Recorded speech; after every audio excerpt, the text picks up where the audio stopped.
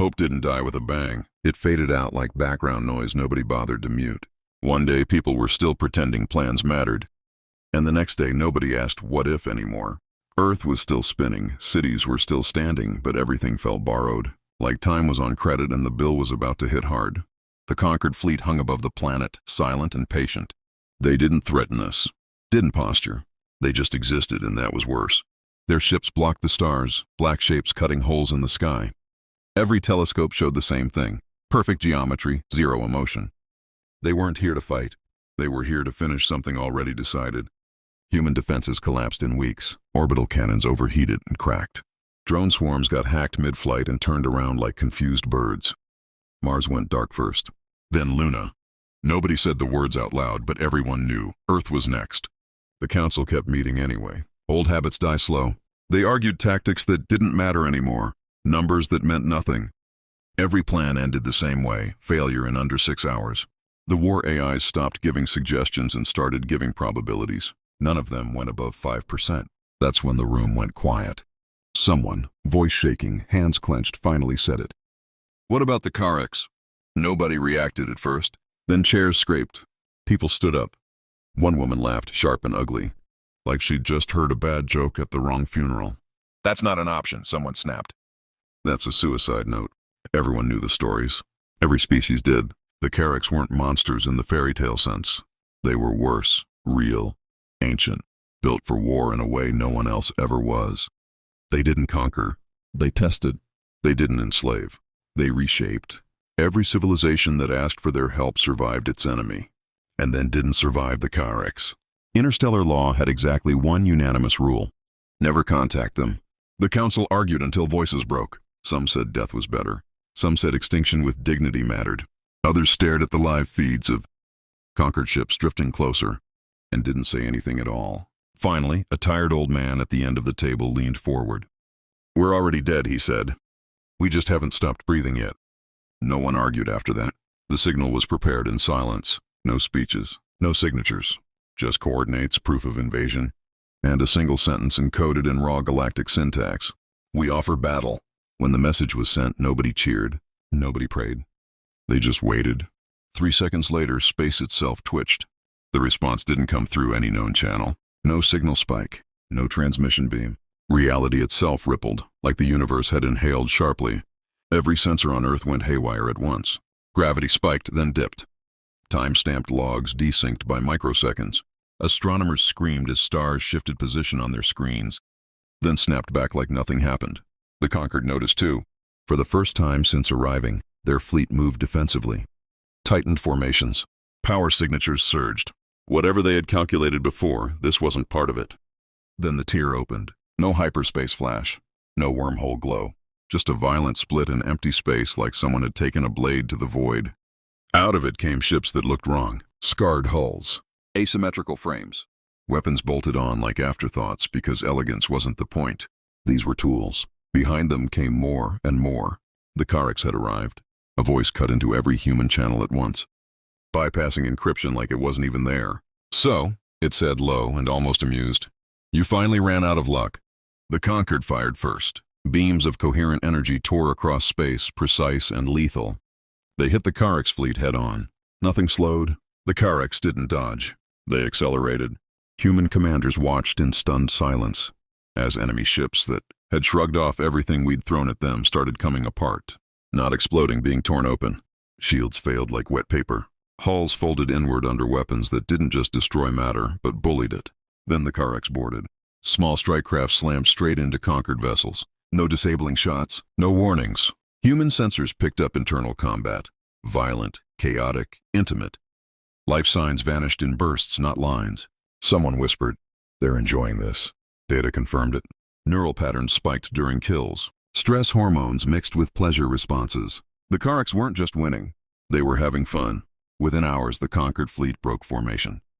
Within a day, they were running. The same force that erased colonies without effort fled like prey that finally realized it. Wasn't the apex predator anymore. Earth was saved. The planet erupted. People cried. People laughed. Strangers hugged in the streets. For the first time in months, the sky felt lighter. Then the Carex ship settled into orbit. They didn't leave. The voice returned, calm as ever. Debt, it said, is due. And just like that, hope changed shape again. Nobody threw a party after that message. The celebrations on Earth died fast, like music cut mid-song. Governments tried to stall, asked for clarification, talked about treaties and gratitude and shared victory. The Carracks ignored all of it. Their ships stayed parked in orbit, casting long shadows over continents like reminders carved into the sky. The voice came back 2 days later. You called, it said. We answered. Now you pay. The first demand sounded reasonable, almost comforting. Warriors, volunteers only. They said, fighters, soldiers, anyone who thought they were tough enough to stand. Next to a Carrax and not flinch, tens of thousands signed up in the first hour. People with nothing left to lose. People who wanted to matter. People who figured dying on your feet beat dying under someone else's boot. The Carrax took them. Training wasn't training. It was survival under a microscope. Human recruits were dropped onto dead worlds, forced to hunt, fight, adapt. They weren't taught tactics. They were broken down until instinct replaced hesitation. Weakness wasn't punished. It was removed. Some came back months later. They walked different, spoke less. Their eyes never stopped moving. They reacted before threats even fully formed. Doctors ran scans and couldn't explain half of what they found. Neurological rewiring, reflex loops sharpened beyond human norms. The Carracks called it refinement. Earth called it a miracle. Then the Carracks changed the deal. The next transmission was shorter. Volunteers are inefficient, the voice said. We will select. They wanted children, not random, never random. They provided lists. Kids with aggression spikes, rapid learning curves. Fear responses that flipped into focus instead of panic. The ones who didn't freeze when everything went to hell. The council lost its mind. Protests erupted. Militaries mobilized. Threats were made. The Carracks listened patiently. Then they showed a single image. Conquered scout fleets regrouping beyond known space. They will return, the voice said. We will not. Choose. Earth folded. Parents screamed. Some fought. Some hid their kids. It didn't matter. The Carracks didn't abduct. They waited. Governments handed children over with shaking hands and hollow apologies. Those kids didn't come back. Years passed. Humanity rebuilt, but different. Stronger in some ways, colder in others. Wherever the Carracks went, humans went too. Not as equals, as proof. Living weapons shaped by something far older and meaner than us. Other species started whispering a new name for humans. Helkin. The galaxy learned to recognize Carracks war zones by the silence that followed. Conflicts didn't drag on anymore. They ended fast and ugly. Sometimes the good guys won. Sometimes entire civilizations vanished overnight. The Carracks didn't care about morals, only outcomes. Humans embedded with them learned the same lesson quick. Mercy was inefficient. Those humans weren't normal soldiers anymore. They moved like predators who'd learned patience from monsters. Their bodies carried subtle upgrades, denser muscle fibers, faster neural relays, pain responses dialed down to background noise. But the real change was mental. They didn't hesitate. They didn't panic. They didn't need orders spelled out. Earth started fearing its own heroes. The kids who'd been taken. They came back years later, fully grown and barely recognizable. They didn't call Earth home. They called it origin, like a place you start from, not somewhere you belong. The Carracks kept pushing. More wars, bigger enemies, harder tests. Humanity realized too late that survival hadn't been the goal. Improvement was. One day, without warning, the Carracks summoned Earth's leaders again. No emergency, no threat, just a simple call. We are bored, the voice said. That word hit harder than any invasion ever had. You have grown, it continued. You adapt quickly. You fight well. Now entertain us. They laid out the challenge. Joint exercises at first, sparring, tactical games, humans versus Carracks. No lethal weapons, no excuses. Humans lost. Badly. Every time. The Carracks weren't just stronger or faster. They thought differently. Combat to them was language. A conversation humans were only starting to understand. But humans learned. Losses became closer. Movements sharper. Strategies dirtier. For the first time, the Carracks sounded impressed. Then came the final message. Fight us, they said. For real. That's when the truth finally landed. Humanity hadn't been saved. It had been recruited. The Carracks didn't want allies. Didn't want slaves. They wanted rivals. Something to keep the universe interesting. Earth stood at the edge of a new kind of extinction. Not of bodies, but of identity. Because once you become something built for war, it's real hard to remember how to be anything else. The first real fight between humans and Carracks wasn't announced to the galaxy. No broadcasts, no hype. Just a dead system on the edge of nowhere. Stars dim and tired, like they'd seen too much already. The rules were simple. No orbital strikes, no planet crackers, ground combat only, what the Kariks called honest violence. Human commanders knew better than to posture. They picked their best, not the loud ones, not the heroes with medals and speeches, the quiet types, the ones who'd survived too much and didn't talk about it. The Kariks showed up with half the numbers. It didn't matter. When the fighting started, it was chaos, close range, brutal, no clean lines, no glory shots, just bodies colliding in dust and blood, weapons overheating, claws ripping through armor like it was cheap plastic. Humans fought smart, traps, crossfires, sacrificial pushes. They adapted mid-fight, learning Kariks' rhythms, timing counterstrikes, exploiting moments that shouldn't have existed. For a minute, just one shaky minute, it looked like humans might actually win a section. Then the Kariks adjusted. They always did. What humans called desperation, the Kariks called data. They shifted tactics with terrifying speed. Feints turned into kills. Weaknesses vanished. Humans started dropping fast. By the end, the battlefield was quiet. Too quiet. The Kariks stood among the bodies, breathing slow, calm. Not exhausted, not angry, satisfied. The voice came over open comms. Better, it said. Still insufficient. Earth mourned quietly. No parades, no speeches. Just lists of names and families trying to understand what their loved ones had died for this time. The Kariks didn't wait long. They escalated training. Harder environments. Fewer safety limits. Pain wasn't discouraged anymore. It was leveraged. Humans who broke were sent home. Humans who adapted stayed. The line between human and Kariks doctrine blurred. Some started to wonder if that line even mattered anymore. Years turned into decades. The conquered never came back. Nobody noticed at first. They were too busy watching humanity change. Earth became something new on the galactic map. Not a political power, not an empire, a warning. Other species stopped using our name. They used a phrase instead, where the Kariks breed their rivals. Human kids grew up knowing two futures: stay home and live normal, fragile lives, or test out and disappear into the Kariks' war machine. Maybe never coming back, definitely not the same. Some parents pushed their kids toward it. Some begged them not to go. The kids decided for themselves. Then one day something unexpected happened. A human unit beat a Karik squad. Not by luck, not by numbers, by outthinking them. The Kariks' response wasn't rage. It was laughter. Genuine, echoing, pleased laughter that rattled human bones through the comms. Yes, the voice said. Now you are interesting. That's when humanity realized the trap had closed. The Kariks didn't want to dominate us. They wanted us to catch up, to become strong enough to hurt them, because a universe without danger bored them, and humanity, scrappy, stubborn, adaptable humanity, was finally becoming dangerous enough to matter. The final message came without warning. We are moving on, the voice said.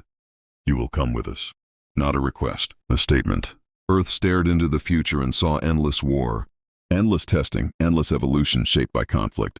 Humanity had survived extinction by answering the call of the galaxy's deadliest species. Now it faced something worse, an eternity of being exactly what saved it. Earth didn't unite over the Kariks' ultimatum. It fractured. Some people called it destiny. Said humanity had finally found its place. No longer prey, no longer victims. Warriors of the galaxy forged by the worst monsters around. They talked about strength like it was salvation, like all the blood had been worth it. Others called it damnation. Cities split along ideology instead of borders. Recruitment centers burned. Anti-Kariks groups sabotaged transports. Old generals resigned rather than sign the next compliance order. For the first time since the conquered invasion, humans aimed weapons at other humans again. The Kariks watched it all without comment. That silence was worse than any threat. The first open rebellion happened in low orbit. A human carrier refused orders to jump with the Kariks' fleet. They broadcast a message instead, raw, emotional, desperate. We didn't ask to become this. The Kariks' response was instant. The carrier vanished. No explosion, no debris field. Just gone, like it had never existed. The message was clear. Choice was over. Human forces began moving with the Kariks across the galaxy. Not as prisoners, not as allies, as something in between. Some humans leaned into it hard. They trained nonstop, modified their bodies, sharpened themselves until nothing soft remained. They stopped using names and switched to call signs. Earth became a concept, not a place. Others broke. Desertions increased. Some units vanished into fringe systems, trying to disappear. The Kariks didn't chase them. We will see them again, the voice said once. Conflict finds its own. Humanity's first true test as a near equal came sooner than expected. A species older than the Concorde rose up, massive, cold, fully aware of the Carrack's reputation and unimpressed. They didn't fear predators. They hunted them. The battle that followed tore systems apart. For the first time, Carrack ships were crippled. For the first time, their warriors bled in numbers that mattered. And for the first time, they asked humans to lead. That moment scared humanity more than extinction ever had. Human commanders stood on the edge of a decision no species had ever faced. Lead the Carracks and become the galaxy's ultimate warlords, or sabotage the battle and risk wiping out everything, including themselves. The Carracks didn't pressure them, didn't threaten, didn't even comment. They just waited. Humans did what humans always did. They surprised everyone. The plan wasn't about winning, or losing, or dominance. It was about ending the cycle. Human forces fed the enemy false patterns, baited both sides into overcommitting, then triggered a collapse that forced the Carracks to retreat, not in defeat, but in stalemate. The older species withdrew too, wounded and wary. For the first time in recorded galactic history, the Carracks disengaged. They pulled back their fleets, regrouped, watched. The voice came one last time, quieter now. "You chose weakness," a human commander answered. "No," she said. "We chose to stop."